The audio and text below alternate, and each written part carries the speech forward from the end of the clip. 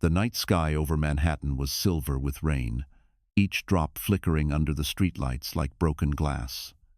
Inside the glass mansion on Fifth Avenue, laughter and champagne echoed. Michael Harrison, in his black tuxedo and diamond cufflinks, stood by the window, his arm wrapped around Olivia Price, the daughter of a real estate tycoon. Cameras flashed, capturing the glamorous couple. But behind the heavy oak door upstairs, a woman's muffled sobs drowned under the sound of a piano. Emily Harrison pressed her trembling hands over her stomach. Her heartbeat raced faster than the storm outside. 8 weeks pregnant, still weak from a previous miscarriage. She tried to calm the baby inside her. Downstairs, she could hear Michael's voice, charming, confident, lying as if love had never existed. Her 1-year-old son, Ethan, slept in the crib beside her. The soft glow of a Tiffany lamp cast his chubby face in gold. Emily brushed his tiny hair and whispered, "We'll leave after tonight, my love. Mommy promises." She didn't know that promise would be tested by death itself. Suddenly, the door opened. Michael entered, his scent of Dior Sauvage mixing with the stench of whiskey. His eyes were cold, his smile rehearsed. "Emily," he said softly, "you shouldn't be here tonight. You'll ruin everything." "Everything?" Her voice cracked. "You mean your engagement party downstairs?" He chuckled. "You're making this harder than it has to be. Olivia can give me what you can't: power, future, family name. You should have stayed quiet." Emily's tears blurred her vision. "You're a monster." "Maybe," he said, pulling out something from his coat pocket, a syringe. "But monsters survive." Her breath froze. Panic flooded her veins. She backed against the wall, clutching her belly. "Michael, please, I'm pregnant." "Exactly," he whispered, stepping closer. "That's the problem." Lightning exploded through the window. In the chaos of thunder, Emily kicked the lamp toward him. It shattered, sparks flying. Ethan woke, crying. The distraction was enough. Emily grabbed her son and ran. Down the marble staircase, through the servants' hallway, her bare feet slipping on polished floor. "Emily," Michael's voice roared behind her. "You can't hide from me." She reached the back door. The rain hit her face like knives. She ran into the storm, her silk gown soaked, her arms shaking as she held Ethan against her chest. Every streetlight blurred into a streak of gold and gray. Somewhere in the distance, car horns and sirens screamed. She didn't look back. She couldn't. Across Central Park, she stumbled, shoes lost, blood trailing down her arm where glass had cut her. Ethan whimpered softly, clinging to her necklace, a small silver heart Michael had given her on their wedding day.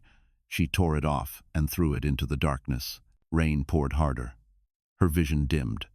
She fell to her knees near the edge of the park, whispering, "Please, someone help us." Headlights cut through the storm. A black Mercedes S-Class stopped. The door opened, and a man in a tailored coat stepped out, his face calm, eyes full of concern. "Ma'am, are you all right?" he asked. Emily's lips trembled. "Please, save my son." The man knelt beside her, lifting Ethan carefully. The warmth of his coat enveloped them. "You're safe now," he said gently. But behind the rain, footsteps echoed Michael's shadow moving closer through the trees. And that was the night everything began, the night love died. But destiny was reborn in the storm. When the sirens faded, Emily opened her eyes to the soft rhythm of a heart monitor. The world around her was white silk curtains, the faint hum of a heater, and the smell of antiseptic mixed with roses. She wasn't dead. She blinked, confused, her mind trying to catch up. Her body ached everywhere, and her arms instinctively searched for her son. "Ethan," she whispered weakly. A gentle voice answered. "He's right here." Emily turned. Beside the bed sat a tall man in a charcoal suit, his silver watch glinting under the morning light.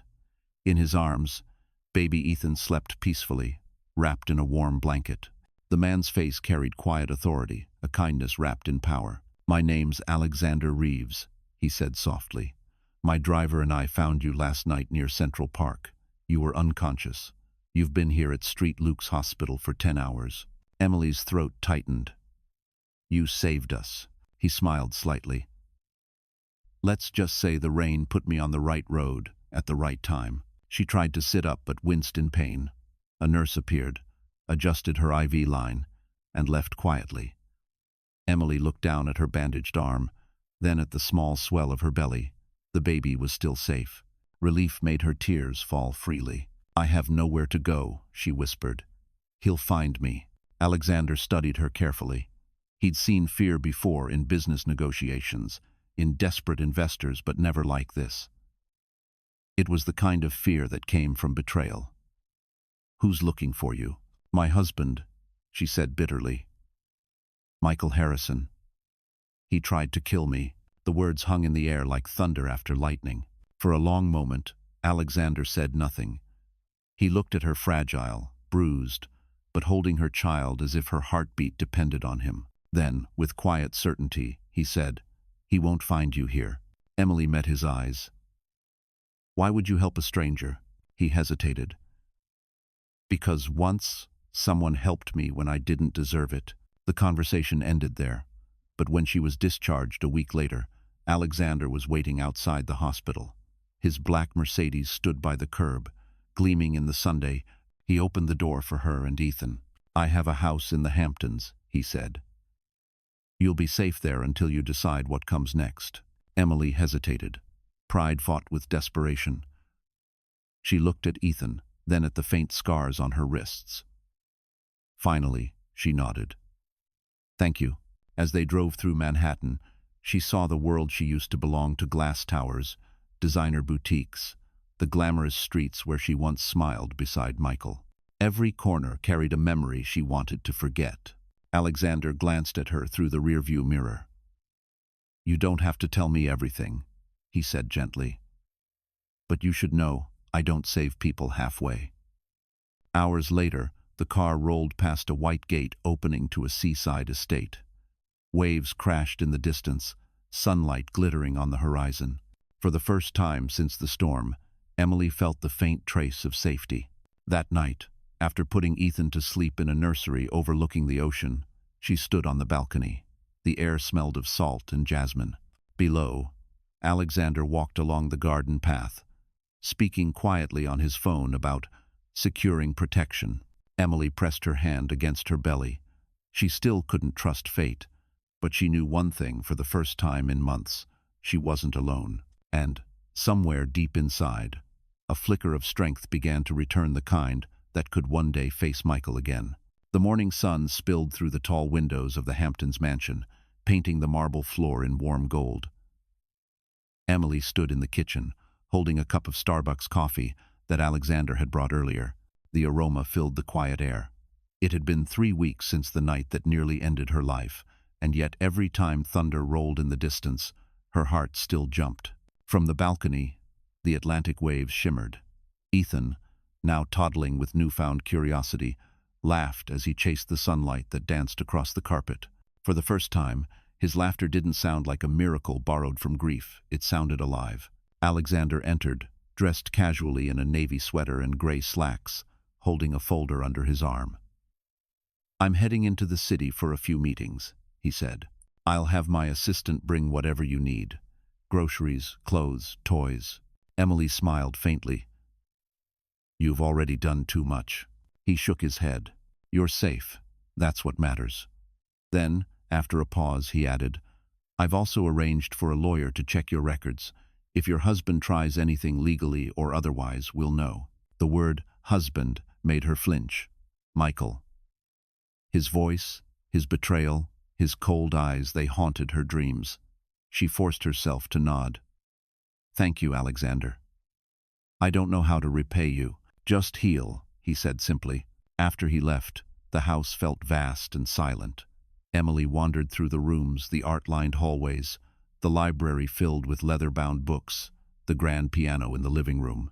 She paused when she saw a framed photo of a woman with kind eyes and a gentle smile. That was my wife. Alexander's voice came softly from behind her. He had returned unexpectedly. She passed away 3 years ago. Cancer.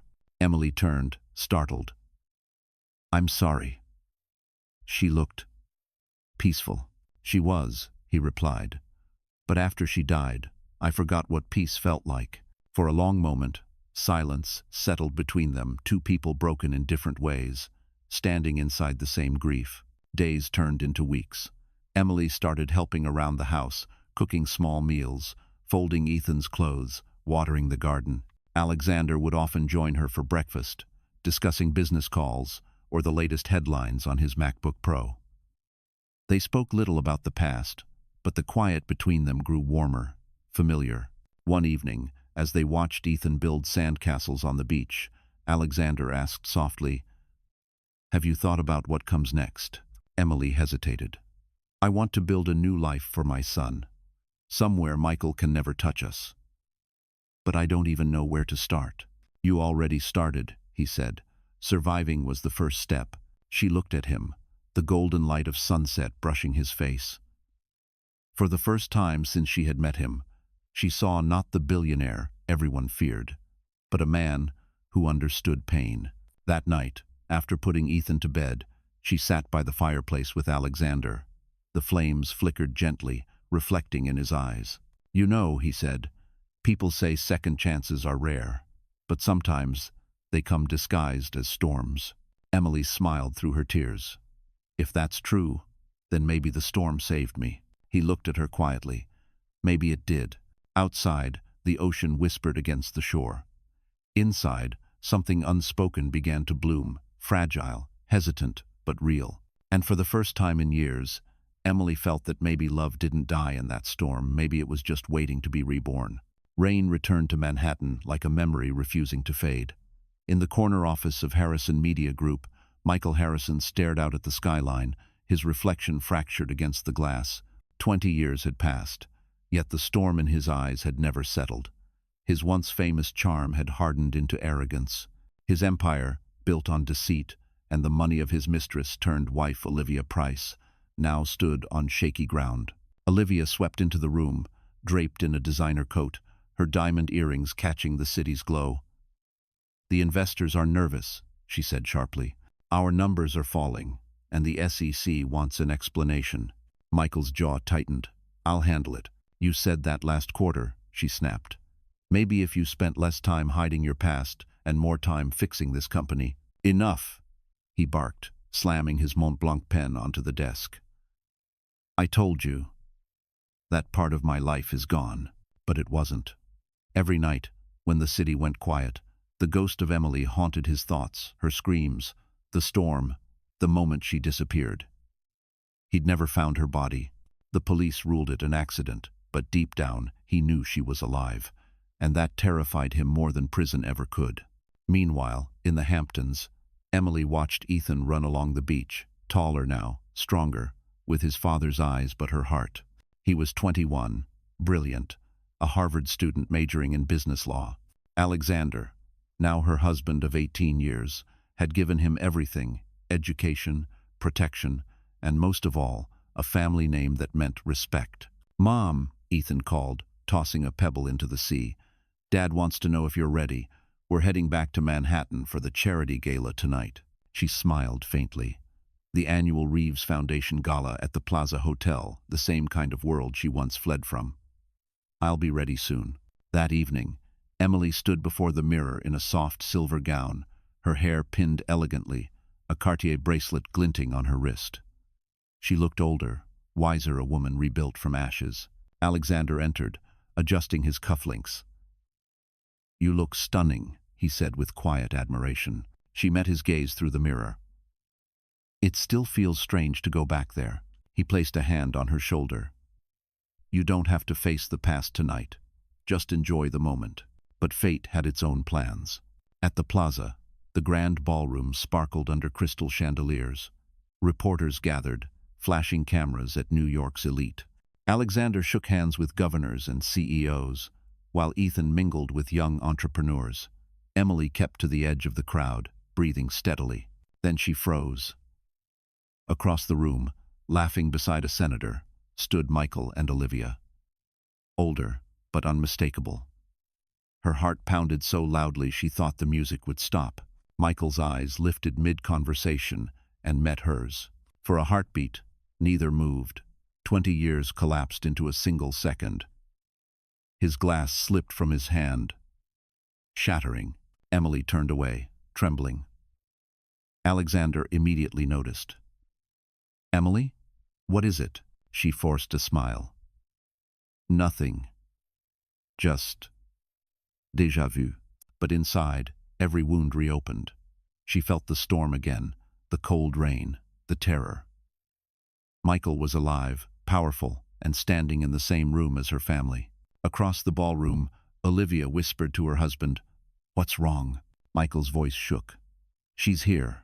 And in that glittering room filled with champagne and diamonds, two pasts collided, one built on lies, the other on survival, and the countdown to justice quietly began. The gala lights glittered like 1,000 diamonds melting into the night. The orchestra played a soft jazz melody, and the guests swayed with wine glasses in hand, their laughter echoing beneath the chandelier. Emily stood near the balcony, her breath shallow, her eyes fixed on the skyline of Manhattan. Her fingers trembled as she clutched her clutch bag. Behind her, Alexander was deep in conversation with a senator, unaware that her world had just tilted. Michael Harrison was no longer a memory. He was flesh and blood, standing only a few feet away. Time hadn't been kind to him, his hair grayer, his face sharper, but his arrogance unchanged. Olivia clung to his arm, her emerald dress shimmering, her smile perfected for cameras. Together, they looked powerful, untouchable. Emily took a step back into the shadows, but it was too late. "Excuse me," a familiar voice said, smooth yet chilling. She froze. Slowly, she turned. Michael stood there, face pale, eyes wide. For a brief moment, disbelief replaced his cruelty. "Emily," he whispered, as if saying her name could undo the years. She held her ground. "You look surprised. You're supposed to be—" He stopped himself. "Dead?" she finished, her voice steady. "That's what you wanted, wasn't it?" Before he could answer, Olivia appeared, confusion hardening into shock. "Who is this?" Michael's voice faltered. "No one." Emily gave a bitter laugh. "No one? You tried to erase me, Michael. But ghosts have a way of finding their way home." A few guests turned their heads, sensing tension. Cameras flashed nearby. Olivia's expression twisted. "What is she talking about?" Michael grabbed Emily's arm. "Don't you dare." Alexander's voice cut through the music like thunder. "Is there a problem here?" Emily turned toward him. His calm presence was her anchor. "No," she said, her voice trembling but proud. "Just someone from a past I've already buried."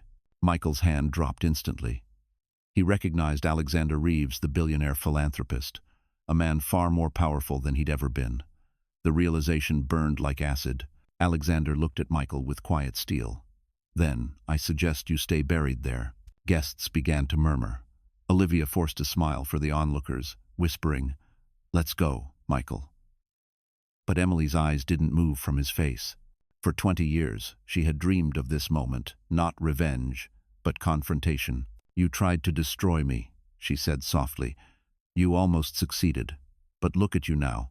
You can't even stand without trembling." Michael's jaw clenched. "You think you're safe because of him? I made you, Emily. Without me, you were nothing." Her eyes glistened. "Without you, I became everything." The crowd's whispers swelled. Reporters circled, sensing a story. Olivia tugged Michael's arm, furious. "You're humiliating yourself." Emily stepped closer, lowering her voice. "The truth will come out, Michael. Every lie, every crime. And when it does, not even your money will save you." Alexander guided her gently away, his hand warm on her back. "It's over," he murmured. But Emily knew it wasn't. Not yet. The confrontation had only ripped open the wound, and this time she wouldn't run. Across the ballroom, Michael watched them go, his face pale under the chandelier's glow. He turned to Olivia, voice shaking. "She's alive. She knows." Olivia's eyes narrowed. "Then you'd better finish what you started." And as the applause rose for the next speech, beneath the glitter and champagne, An old war silently reignited one that would soon destroy everything Michael built. The next morning, the city woke to gossip that spread faster than headlines. Photos from the gala filled every social feed. Emily beside Alexander, elegant and poised, standing only feet away from Michael and Olivia. The caption under one post read, "The ghost of Fifth Avenue returns." By noon, Harrison Media's board members were calling non-stop. Investors wanted answers. Reporters demanded statements. The scandal had begun. Michael slammed his phone onto his desk, veins bulging. "Who leaked those pictures?" he shouted. Olivia stood across the office, arms crossed, her face icy. "Everyone saw it, Michael.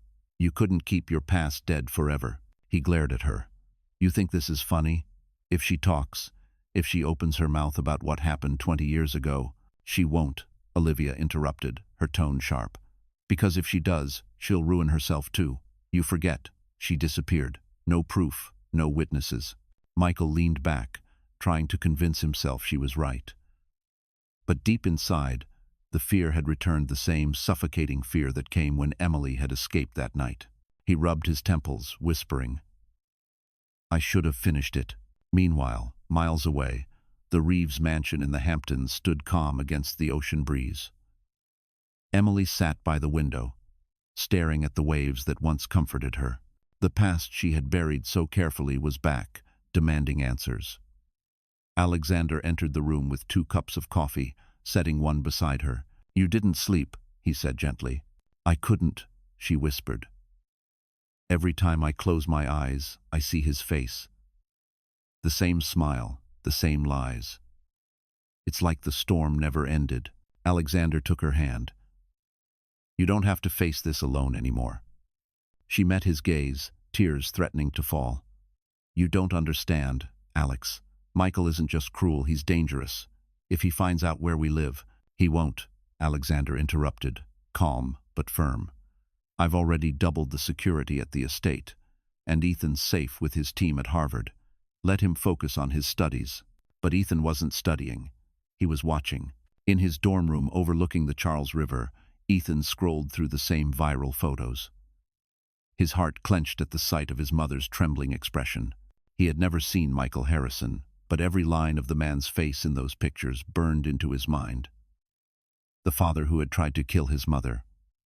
The man who had almost ended his life before it began. He closed his laptop, jaw tight. "If he wants war," he muttered, "he'll get it." That night, Emily received a private message. No name, just a few words glowing on her phone screen. "You should have stayed dead." Her breath caught. The message vanished. Seconds later, she rushed downstairs.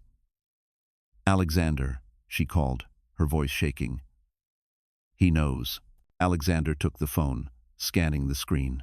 His expression darkened. "It's time to tell the police." But Emily shook her head. "No, he's too powerful. The media will twist everything. I need proof before anyone believes me." Alexander's eyes softened. "Then we'll get it. Together." Outside, thunder grumbled in the distance, echoing across the sea. Emily held her son's photo close to her heart. 20 years ago, she'd run from death. Now she would face it head-on, not just for herself, but for Ethan, for the truth, for every woman who had ever been silenced. And as the storm clouds gathered again, Emily knew the time for hiding was over.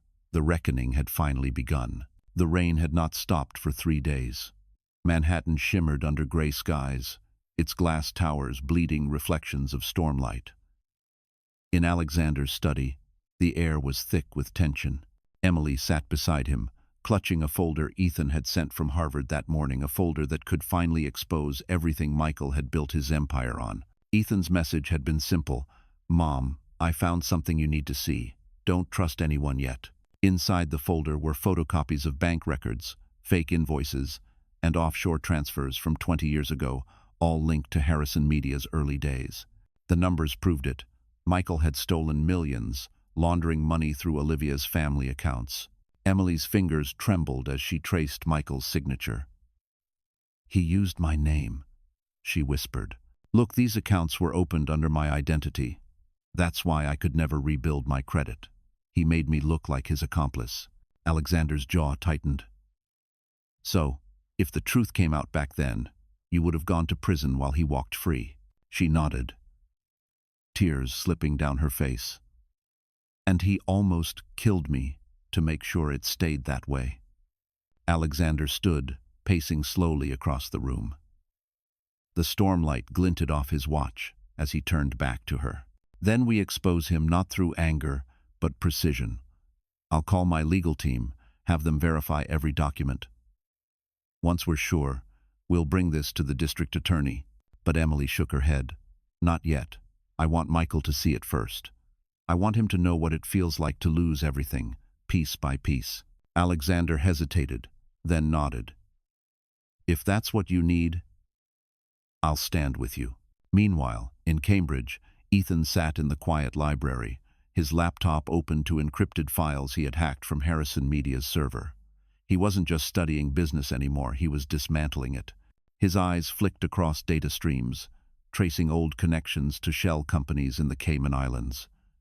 He was his mother's son, calm, patient, and dangerously intelligent. Almost there, he muttered, typing lines of code until a hidden folder appeared. Project Seraphim. Inside were digital contracts signed by both Michael and Olivia, evidence of fraud, blackmail, and corporate espionage. Ethan exhaled slowly. Got you. He copied everything onto a flash drive, slipping it into a small black case engraved with his initials. The next day, he booked a flight to New York. Back at the Hamptons mansion, Emily stood before the window, watching the waves crash violently against the rocks. She felt the storm inside her, rising fear mixed with determination. Alexander came up behind her, resting a hand on her shoulder. You're thinking of the past again, he said quietly. I'm thinking of ending it, she replied. For good, he nodded. Then it's time. When Ethan arrives, we move. That night, lightning streaked across the sky, illuminating the ocean in silver light. Emily couldn't sleep. She walked through the darkened hallway, pausing at the nursery that had once belonged to Ethan. The room smelled faintly of old books and baby powder. On the dresser sat a small silver heart, the broken necklace she'd thrown away 20 years ago. Alexander had found it during renovations and kept it, quietly waiting for her to heal. She touched it, whispering, "You didn't win, Michael." Outside, thunder rolled like an omen, and somewhere over the clouds, Ethan's plane descended toward New York, carrying the evidence that would shatter his father's empire and change everything forever. The morning air at JFK Airport carried the chill of November. Ethan Reeves stepped off the plane dressed in a charcoal suit, his expression calm but unreadable. He looked older than 21, the kind of composure that comes from carrying truths too heavy for youth. In his hand, the black case held every piece of evidence against Michael Harrison. He'd replayed this moment in his mind 100 times. But now that he was home, vengeance didn't feel like fury. It felt like duty. A black Mercedes waited outside. The driver nodded. "Mr. Reeves, Mr. and Mrs. Reeves are expecting you in Manhattan." As the car glided down the freeway toward the city, the skyline rose like a kingdom built on secrets. Ethan stared out the window, headphones silent, mind echoing with fragments of his mother's stories, the rain, the fear, the night she ran. He wasn't old enough to remember, but somehow that storm lived inside him too. At the Reeves penthouse overlooking Central Park, Emily was pacing. When Ethan walked in, she froze. He had Alexander's posture, but her eyes deep, guarded, determined. She ran to him, hugging him tightly, tears spilling before she could speak. "Mom," he whispered, holding her close. "It's time." Alexander approached, shaking Ethan's hand. "You've done well, son. I've reviewed your report. It's enough to bury Harrison Media and everyone tied to it." Ethan opened the black case on the coffee table. Inside were USB drives, printed files, and a thin gold bracelet, the one Michael had given Emily the night before everything changed. "I found this in his private archive," Ethan said quietly. He kept it like a trophy. Emily's hand trembled as she touched the bracelet. He wanted to remember what he destroyed. Alexander's voice hardened. Now he'll remember what he lost. They began planning. Alexander would use his legal team to verify the data. Emily would remain hidden, until the evidence was ready for the district attorney. Ethan, however, had another idea.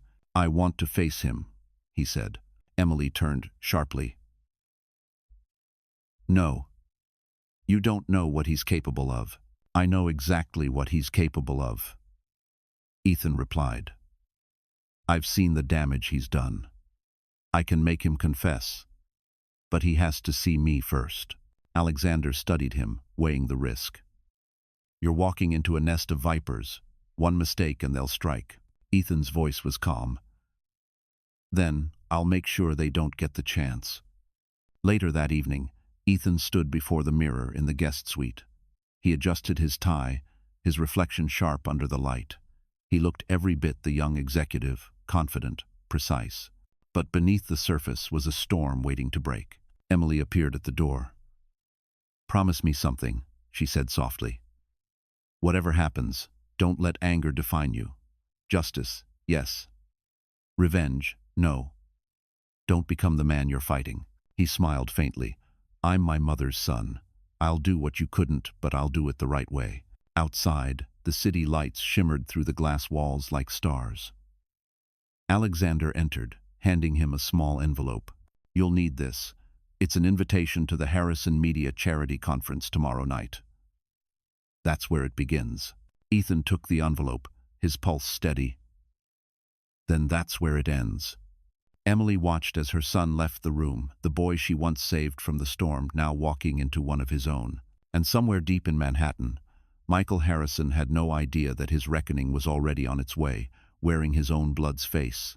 The next night, the ballroom at the Waldorf Astoria glittered with Manhattan's finest. Cameras flashed, champagne flowed, and the air reeked of money and ambition. The Harrison Media Charity Conference had begun a desperate attempt by Michael to prove to investors that his empire was still unshaken. But beneath the gold chandeliers, cracks were beginning to show. Michael stood at the podium, delivering a practiced smile. "Tonight, we celebrate 20 years of excellence, innovation, and trust." The irony of the word trust made Olivia smirk.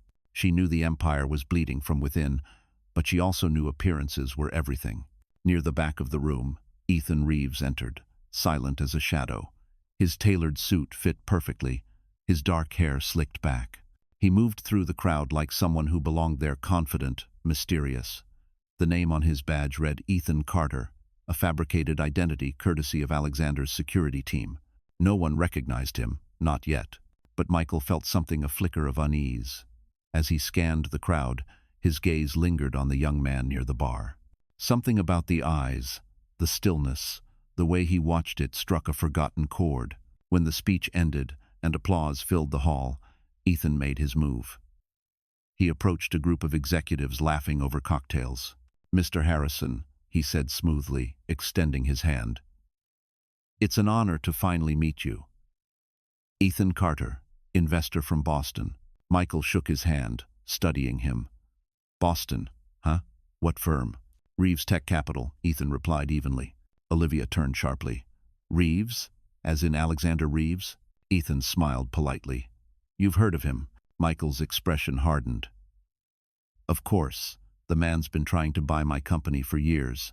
"Well," Ethan said, his tone casual but deliberate, "he invests in things that have a future." Olivia frowned. "What are you implying?"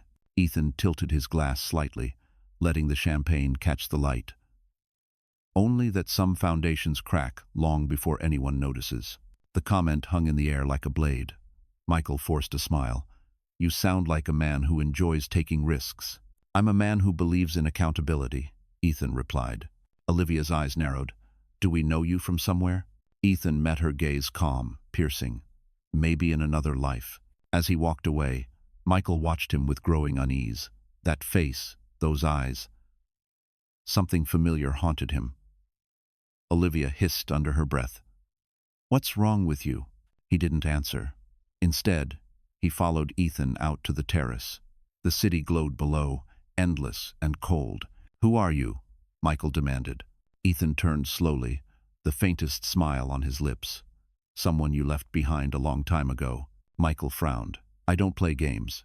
"Neither do I," Ethan said softly, stepping closer. You tried to erase her, didn't you? My mother. Michael froze. The words hit him like lightning. What did you say? Ethan's eyes burned. You left her bleeding in the rain. You thought you won. But she lived, and she raised me to finish what you started. Michael staggered back, disbelief twisting into fear. Emily. Ethan's voice was calm, razor-sharp. Emily Harrison Reeves. My mother. The color drained from Michael's face. Your son, Ethan finished. And tonight, you answer for what you did. Before Michael could speak, security arrived, summoned by Olivia's panic. But it was too late. The truth had been spoken, and half the board had overheard. And as Michael's empire began to crumble from whispers alone, he realized the ghost that haunted him wasn't Emily, it was the son who carried her vengeance. The conference ended in chaos. Reporters swarmed the hallway, flashes exploding like lightning. Michael pushed through the crowd, his mind spinning, Olivia shouting at security to block the cameras. Every whisper, every headline forming in real time. Harrison's secret son. CEO faces shocking accusation at charity event. The image of Ethan's calm, relentless eyes clung to him like a curse. In the back of the limousine, Olivia snapped. Who was that boy, Michael? He knew everything about you. Michael's voice was hoarse. He's no boy. He's her son. Olivia froze. Emily's. Yes. Michael rubbed his temples. I thought she was dead. I saw her fall. She couldn't have survived. Olivia's face twisted. You told me she didn't. He stopped, realizing what he'd just admitted aloud. The air between them turned to ice. You killed her, Olivia whispered, horror dawning.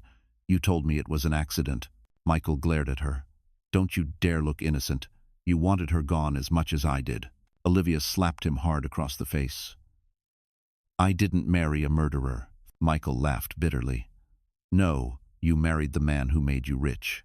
Meanwhile, in the Reeves penthouse, Emily stood beside the window, watching the city lights. Her phone buzzed. It was Ethan. It's done, he said. He knows. Emily exhaled, her hands trembling. Ethan, listen to me carefully. Don't let hate control you. I want justice, not destruction. I know, Ethan replied. But he'll try to destroy us first. He's cornered, and men like him don't die quietly. Alexander, standing nearby, placed a reassuring hand on her shoulder. He's right. The press will feast on this, but we must be careful. Let the evidence speak. Emily nodded, though her heart felt like it might burst. But fate was faster. That night, Michael drank himself into rage. His empire was collapsing. Calls from investors, sponsors, even the FBI requesting records. Olivia sat by the fireplace, silent, her eyes distant. When he stumbled toward her, bottle in hand, she said coldly, It's over, Michael. You're finished. Not yet, he hissed. If I go down, you go with me. Then we both burn. Lightning flashed outside, echoing the night Emily fled years ago. Michael stared into the storm. She ruined me. I gave her everything. And she took it away. Olivia sneered. You tried to kill her. I should have finished it, he shouted, hurling the bottle against the wall. She stood, trembling. You're insane. Michael's expression twisted into something dark, broken. She made me this way. Unseen by either of them, Ethan stood outside the penthouse window of the same building across from theirs, watching everything through a telephoto lens. His laptop connected to microphones hidden in their conference suite, courtesy of Alexander's private investigators.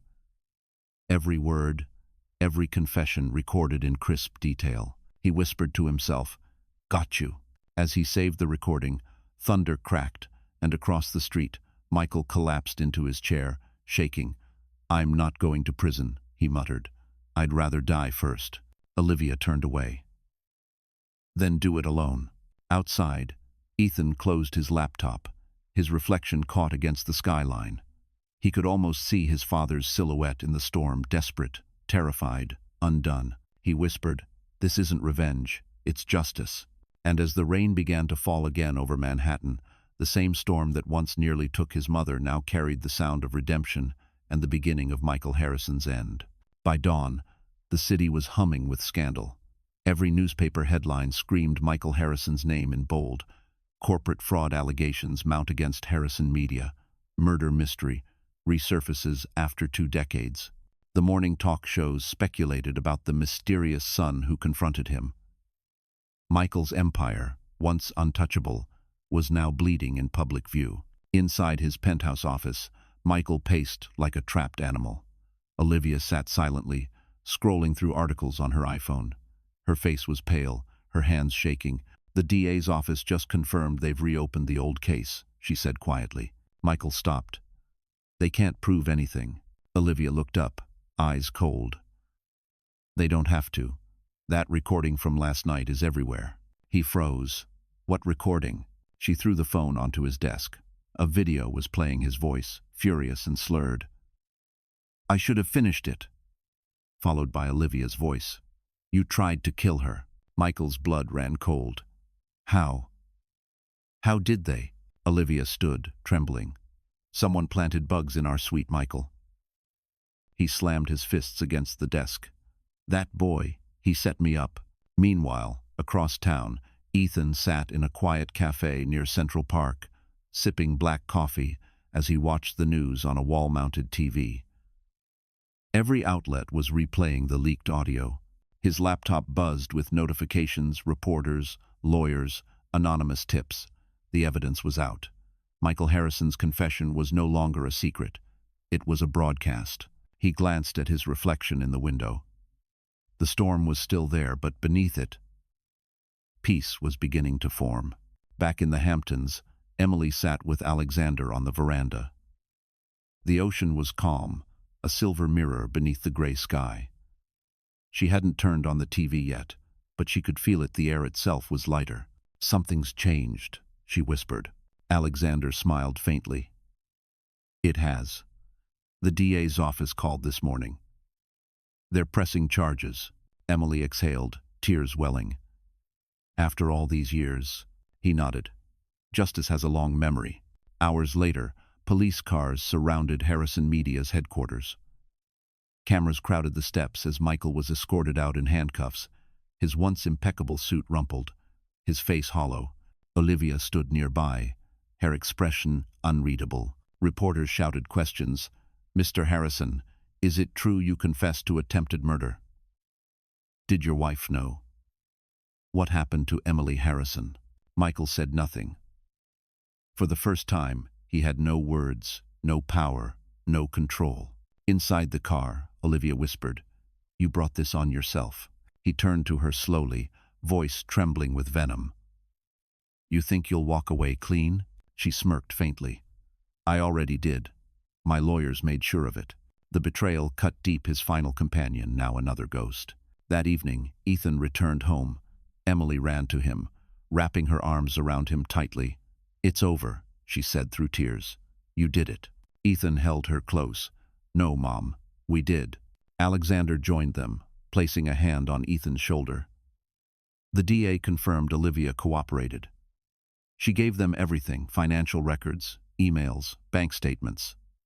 "Michael's finished." Emily nodded slowly, her gaze drifting toward the horizon. "Then maybe now we can finally live."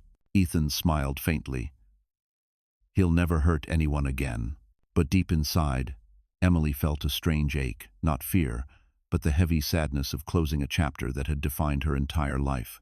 Outside, the rain began again, soft and cleansing, and as Manhattan shimmered under the storm's gentle return, Emily knew this rain wasn't the same. It wasn't the storm of fear anymore, but the storm of freedom. The courthouse on Center Street was packed.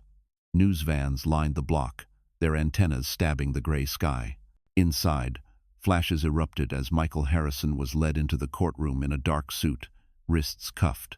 His once slick hair was unkempt, his eyes sunken with sleepless rage.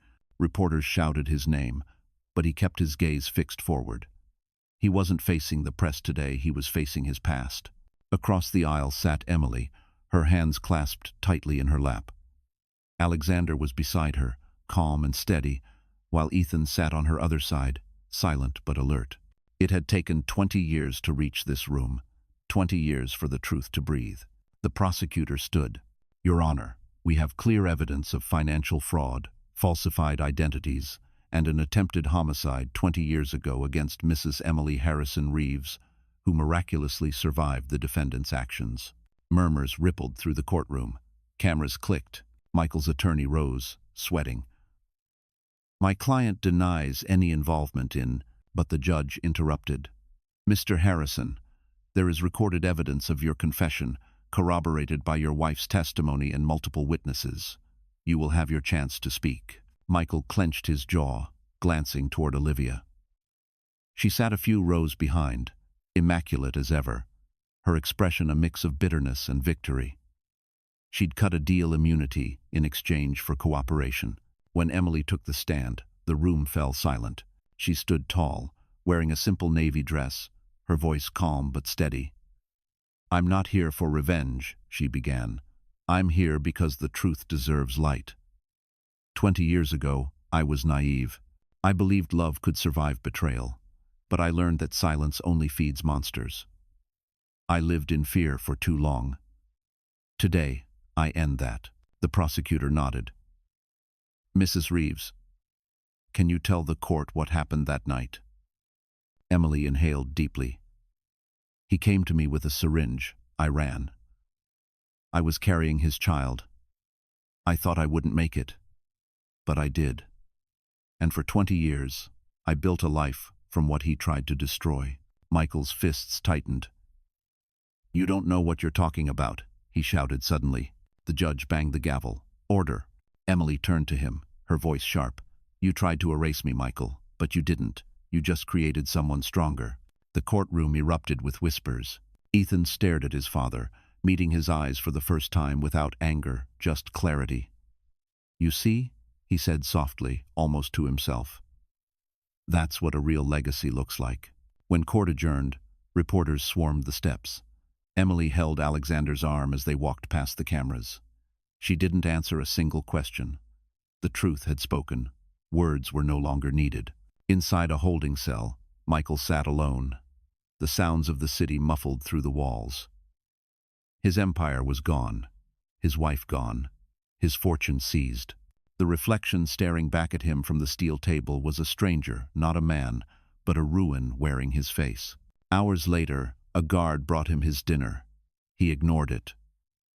Instead, he whispered to the empty room, "She won." Outside, as evening painted the sky, Emily stood with Ethan on the courthouse steps. The air was cool, almost gentle. "You okay, Mom?" Ethan asked. She smiled softly. "I am now. But I'm sad for him too.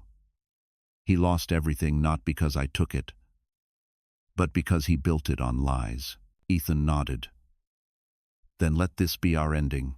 Emily looked up at the fading Sunday. "No," she said quietly. "This is our beginning." And as the last light touched the courthouse roof, the storm finally broke, not with thunder, but with peace. The trial was over, but the echoes lingered. Manhattan seemed quieter that week, as if the city itself were catching its breath. Emily sat on the balcony of the Reeves penthouse, wrapped in a soft cream shawl, watching the lights blink across Central Park. The wind carried the hum of taxis and distant laughter sounds of a world that had moved on. But for Emily, peace didn't come instantly. It came in small pieces, fragile as glass. Ethan joined her, carrying 2 cups of tea. He placed one beside her and sat silently, their reflections shimmering together in the window. "The DA called," he said finally. "The sentencing hearing's been set for next month. They're recommending 20 years. Emily nodded slowly. 20 years. That's how long he stole from us. Ethan hesitated. "Do you want to be there when it happens?" She looked out over the skyline. "Part of me does. Another part wants to let it go. I've spent half my life chasing something that can't undo what was lost." Ethan studied her face, the calm strength that had replaced all those years of fear. "You don't have to forgive him, Mom." She smiled faintly. "Maybe forgiveness isn't for him. Maybe it's for me." Downstairs, Alexander was on the phone with his legal team, his tone measured but firm. Once Harrison's assets are liquidated, the funds will go to the victims of his company's fraud. Every penny, no exceptions. He hung up, looking proud but tired. When he came upstairs, he paused in the doorway, watching Emily and Ethan under the soft glow of the city lights. "You two look peaceful," he said. Emily turned, smiling gently. "Trying to be." Alexander stepped closer, slipping his arm around her shoulders. "You deserve it." She leaned into him. "It's strange," she whispered. "For so long I imagined what justice would feel like, and now that it's here, it doesn't feel like victory. It feels heavy." Alexander nodded. "That's what truth does. It frees you, but it always leaves a mark." Later that night, after Ethan had gone to bed, Emily wandered through the house. She stopped at the old photo albums on the bookshelf, pictures of Ethan as a boy, his first day at school, family trips to the Hamptons, birthdays filled with laughter. She traced her fingers over the images, her heart swelling with gratitude.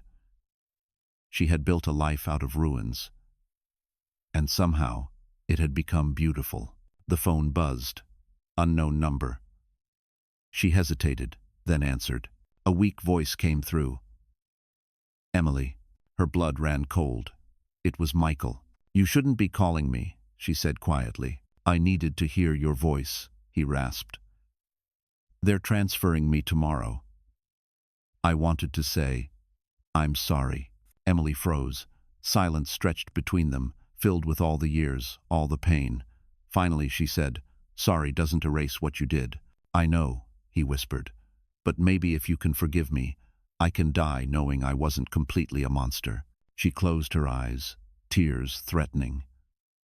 "You made choices, Michael, and now you live with them. I don't hate you anymore, but I'll never forget." There was a pause. Then the line went dead. Emily stood there for a long time, phone still in her hand. Alexander found her moments later, tears on her cheeks. "What happened?" he asked softly. She smiled through her sadness. "Nothing," she whispered, "just letting go." Outside, the city lights flickered like candles in the wind, and for the first time, Emily felt the full weight of mercy, not weakness, but release. And as she turned off the phone and held Alexander's hand, she realized that forgiveness wasn't surrender, it was freedom. The courtroom was silent, except for the sound of rain tapping against the tall windows. The sentencing hearing had drawn a smaller crowd than the trial, but the tension was heavier. Emily sat in the second row beside Alexander and Ethan, her hands folded neatly in her lap. She wasn't there for vengeance anymore. She was there to close the door. Michael Harrison entered, escorted by 2 officers. His orange jumpsuit hung loosely on him, his once commanding figure now frail. The years of arrogance had drained from his face. He looked like a man who had already served a lifetime inside his own guilt. The judge adjusted his glasses. "Mr. Harrison, you have been found guilty on all counts: fraud, embezzlement, falsifying identity, and attempted murder. Before I deliver sentencing, you may speak if you wish." Michael stood, gripping the podium. His voice was rough. "I built an empire from nothing. I told myself it was ambition. I told myself everything I did was justified, even the night I lost my soul. For 20 years, I believed Emily was gone. And every night, I wished I could forget her face. But I never could. I ruined the only thing that ever truly mattered." He turned his head slowly, his eyes finding hers across the room. "Emily, I know I don't deserve your forgiveness, but I see him," he said, nodding toward Ethan. "And I see you. You survived. That's my punishment." Emily's heart ached, but her expression didn't waver. The judge's gavel struck once. "Michael Harrison, for your crimes, this court sentences you to 25 years in federal prison without parole." Gasps filled the room. Michael's knees buckled slightly before the guards caught him. He didn't fight, didn't plead, only turned once more toward Emily. "You won," he whispered. She shook her head softly. "No one wins here, Michael. Some of us just keep living." As he was led away, the courtroom emptied slowly. Olivia stood in the back, dressed in black, sunglasses hiding her eyes. She didn't speak to him, didn't glance his way. She'd already sold her shares, fled her mansion, and filed for divorce. Everything she had built with him had turned to dust. Outside, reporters waited under umbrellas. Ethan guided his mother past them, shielding her from the flashes. "Are you okay?" he asked quietly. Emily nodded. "I'm okay. Just tired." Alexander opened the car door. "Let's go home." As they drove through the rain-slicked streets, Emily stared out the window at the courthouse fading behind them. She wasn't thinking about Michael anymore. She was thinking about the years she'd lost, the love she'd found, and the strength that had carried her through both. When they reached the penthouse, she walked straight to the balcony, letting the cold wind hit her face. The storm was beginning to break, sunlight pushing faintly through the clouds. Ethan joined her, slipping an arm around her shoulders. "Mom," he said softly, "you did it. You faced everything." She smiled, eyes glistening. "We faced it together. You gave me courage when I thought I had none left." Alexander stepped out behind them, wrapping his coat around her shoulders. "It's over now," he said gently. Emily nodded, gazing at the city below, alive, endless, forgiving. "No," she whispered, "it's just beginning." Behind her, the doorbell rang. A courier stood in the foyer, holding a thick envelope addressed to Mrs. Emily Reeves. Inside was a simple letter. It read, "For every debt I can never repay, I've left it all to you." Signed, Michael Harrison.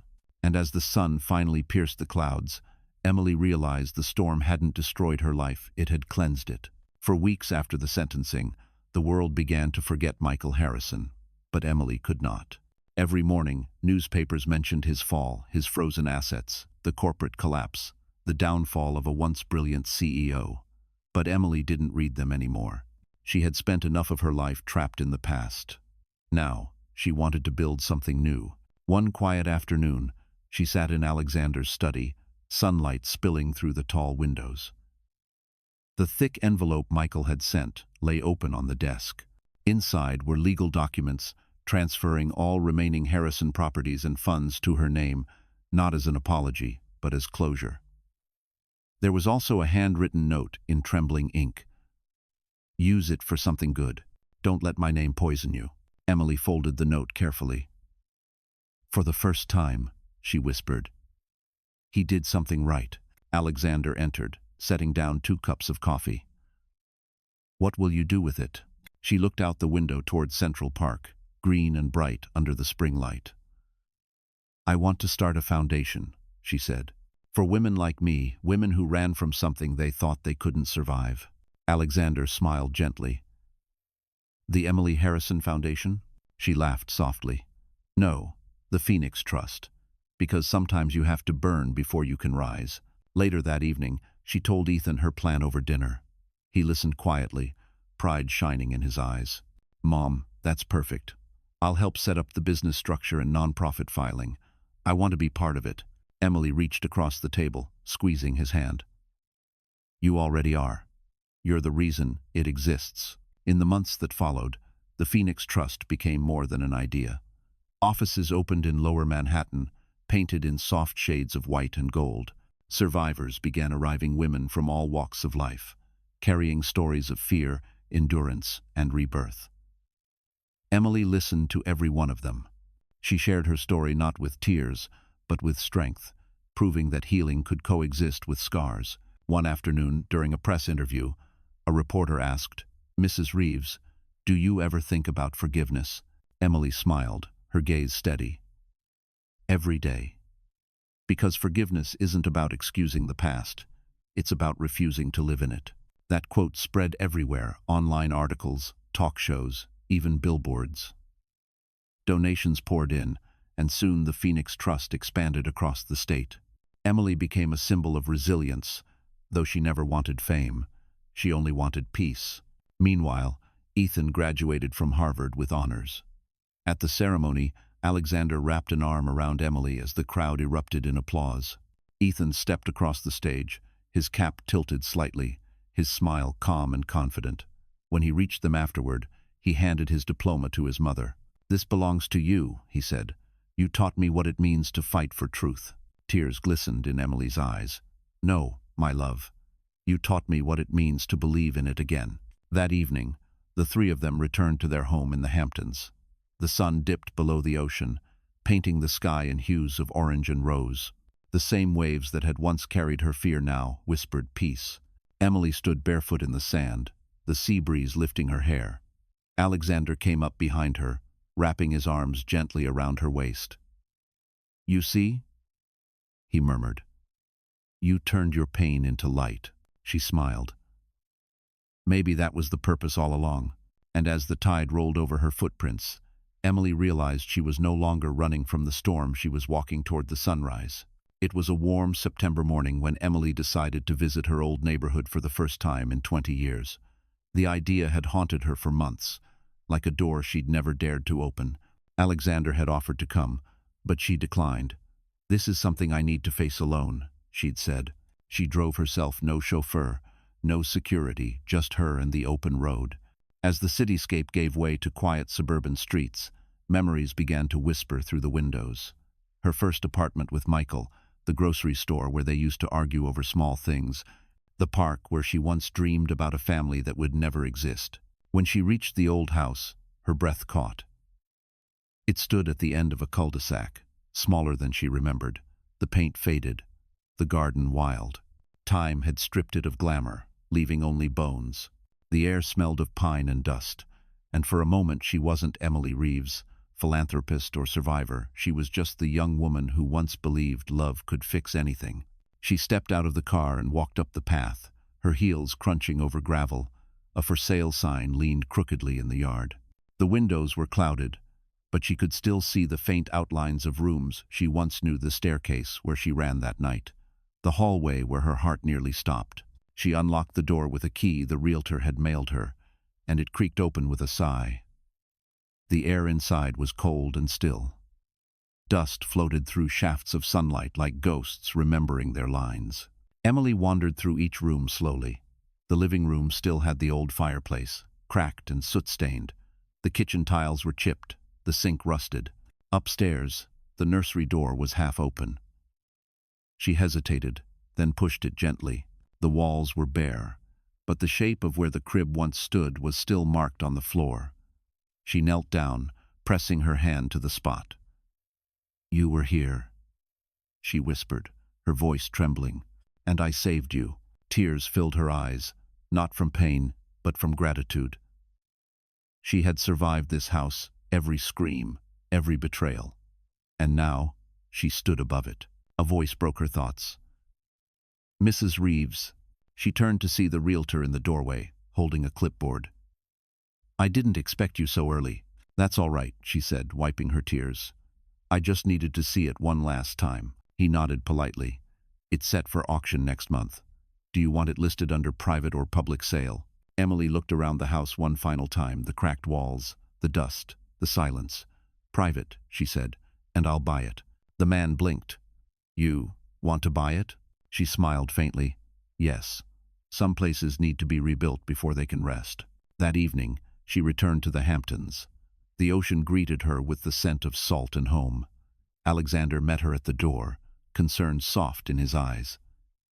"Did it hurt to go back?" She leaned against him, closing her eyes. "It didn't hurt. It healed." He kissed her forehead. Then it was time. As night fell, Emily stood by the balcony, the waves crashing below.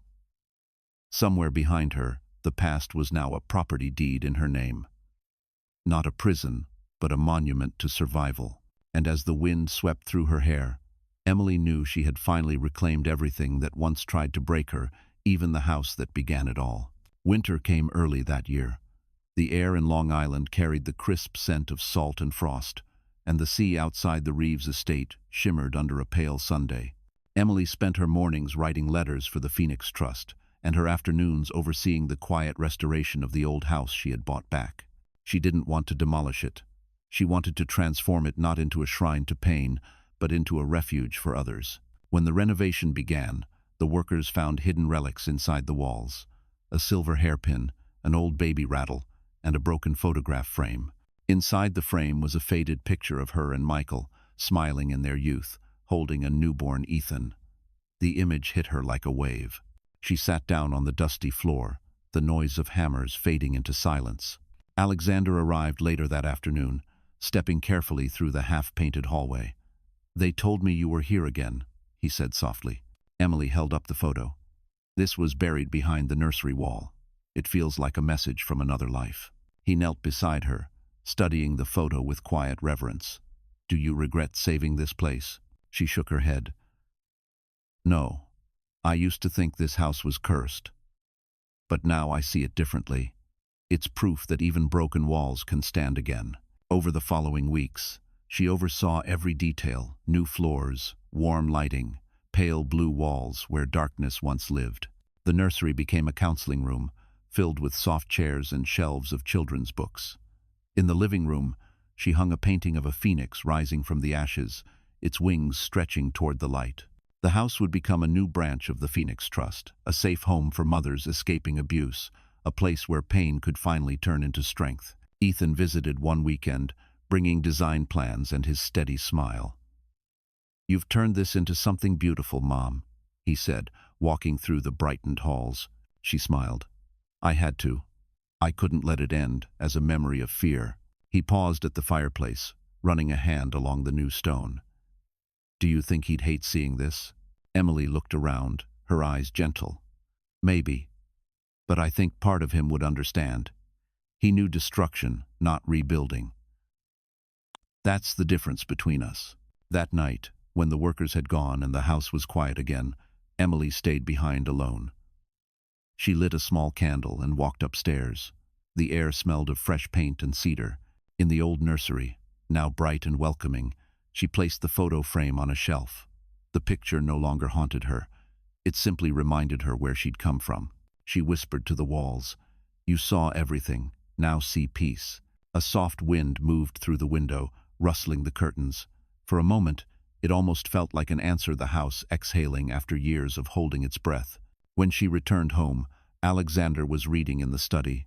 He closed his book as she entered. "Did you say goodbye?" "Not goodbye," she said with a small smile. "Just thank you for surviving with me." He stood, pulling her close. "You've given that place a new soul, Emily." She looked up at him. "No, I just gave it back the one it lost." Outside, snow began to fall, covering the city in a soft white glow. And as Emily watched the flakes drift over the ocean that night, she realized the house wasn't a symbol of pain anymore. It was a living promise that even the darkest places could find light again. Snow still covered the streets of Manhattan when the letter arrived. It came in a plain brown envelope, no return address, postmarked from a correctional facility upstate. The handwriting was shaky, uneven, but unmistakable. Michael Harrison. Emily stared at it for a long moment before opening it. The paper was thin, the ink smudged in places, as if written through trembling hands. She unfolded it slowly and began to read. "Emily, they tell me I don't have long. My health's failing, and I suppose this is what's left of me words. I've spent months thinking about what to say, but there's no sentence strong enough to rebuild what I destroyed. I don't expect forgiveness. I just need you to know that I see it now, the weight of what I did. You saved our son from becoming me. You gave him something I never had. Decency, honor, compassion. I see him on the news sometimes, the way he speaks, the way he looks at people. He has your soul, Emily, and I thank you for that. There's one more thing. In a box inside the facility's storage, I left some documents, original shares, bonds, old deeds. They belong to Ethan. They're clean, untouched by the corruption I built. Give them to him when the time feels right. When I die, I don't want a grave with my name. Just scatter my ashes near the old oak by the house. That tree was the only place I ever felt peace. Maybe it can forgive me, even if you can't. Michael." Emily read the letter twice, her heart silent, her hands trembling slightly. She didn't know what to feel: sorrow, pity, or closure. In the quiet of her office, the city sounds faded into nothing. For a man who had once tried to erase her, he now sounded like a ghost asking for permission to disappear. Alexander found her sitting there, the letter still open on the desk. "From him?" he asked softly. She nodded. "He's dying. He studied her expression, unsure. "Do you want to see him?" She shook her head slowly. "No. I said everything I needed to say the day of the trial. This is enough." Later that night, Emily called Ethan. He answered from his apartment overlooking Boston Harbor. "Mom, you sound off? Everything okay?" She hesitated. "Your father wrote to me." There was silence. Then Ethan said quietly, "He's still alive?" "For now," she replied. "He's sick. He sent you something. Some old assets, shares. He said they were clean." "I don't want them," Ethan said firmly. "Nothing from him." "I thought the same once," she said gently. "But maybe it's not about him anymore. Maybe it's about what you do with it." He sighed. "You always find the good in everything." "No," she said softly. "I just refuse to let darkness win." When she hung up, Emily walked out onto the balcony. Snowflakes melted against her skin, the city lights soft and distant. She looked up at the sky, gray, endless, forgiving. Days later, a call came from the prison warden. Michael Harrison had died in his sleep. Emily stood for a long time without speaking. Then she whispered, "Rest, finally." A week later, she drove to the old house, now the Phoenix home, and scattered his ashes beneath the oak tree, just as he asked. The wind carried them away easily, as if the earth itself was ready to forget. And as the last of the ashes disappeared into the snow, Emily felt no hate, no anger, only peace. The past had spoken its final word, and mercy had answered. The morning after the ashes were scattered, the air felt lighter. Emily sat beneath the old oak tree, the winter sun glinting through bare branches. She had brought a single white rose and laid it gently on the ground. For 20 years, that place had carried every echo of her fear. And now it held her closure. From a distance, Ethan approached, his coat dusted with frost, his footsteps soft in the snow. He had driven through the night from Boston when he heard the news of Michael's death. "I figured you'd come here," he said quietly. Emily looked up, her smile small but warm. "I didn't think you'd want to." "I didn't," he admitted, sitting beside her. "But something in me needed to see it to make sure the story finally ended." They sat in silence for a while, the wind whispering through the branches. Ethan finally spoke. "When I was a kid, I used to wonder what kind of man my father was. I imagined him as a hero. Then I grew older and learned the truth, and I hated him for what he did to you. But now, I don't know what I feel." Emily turned toward him. "You don't have to decide, Ethan. Some feelings aren't meant to be named. Just carried." He nodded, his breath misting in the cold air. "He left me some documents. I didn't want to touch them, but I looked anyway. Stocks, deeds, old accounts, all clean. You were right. Maybe what we do with them matters more than where they came from." "What will you do with it?" she asked softly. He smiled faintly. "Invest it into the trust. Expand it. Maybe even start scholarships for kids who lost parents to violence. Turn something poisoned into something that heals." Pride shimmered in her eyes. "That's what I hoped you'd say." He chuckled. "You know, Mom, you always think 2 steps ahead of me." "That's what mothers do," she replied, her voice teasing but tender. They stood, brushing snow from their coats. Ethan looked at the house beyond the trees, the Phoenix home where the laughter of women and children now echoed faintly through the cold air. "Hard to believe this was once the place you ran from." Emily smiled softly. "It used to be the edge of my world. Now it's where new worlds begin." As they walked back toward the car, a group of women arrived, volunteers bringing supplies to the shelter. One of them, a young woman with bruised wrists hidden under her sleeves, stopped when she saw Emily. "Are you Mrs. Reeves?" the woman asked. Emily nodded. The girl hesitated, then whispered, "Thank you for building this place. It saved me." Emily's throat tightened. "No," she said gently. "You saved yourself. We just gave you a door." Ethan watched, his eyes glistening. "You've changed lives, Mom." Emily looked at him, smiling through emotion.